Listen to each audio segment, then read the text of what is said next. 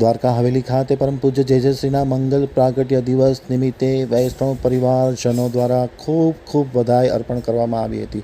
પરમ પૂજ્ય જેજેશ્રીના નેતૃત્વ હેઠળ અનેક પ્રકારના ઉત્સવો ખૂબ આનંદ વિભવથી ઉજવવામાં આવી રહ્યા છે।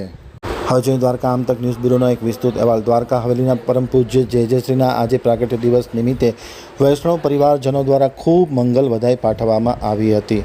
દ્વારકા હવેલીના પૂજ્ય જેજેશ્રીના નેતૃત્વમાં અનેક પ્રકારના ઉત્સવો ખૂબ ધામધૂમપૂર્વક ઉજવવામાં આવે છે। વૈષ્ણવ પરિવારજનો આ ઉત્સવમાં ભાગ લે છે અને હંમેશાને માટે પૂજ્ય જેજેશ્રીના તેમને આશીષ મળતા હોય છે। સવારથી જ પ્રાગટ્ય દિવસ નિમિત્તે પરિવારજનોએ ખૂબ મંગલ વધાઈ અર્પણ કરી હતી।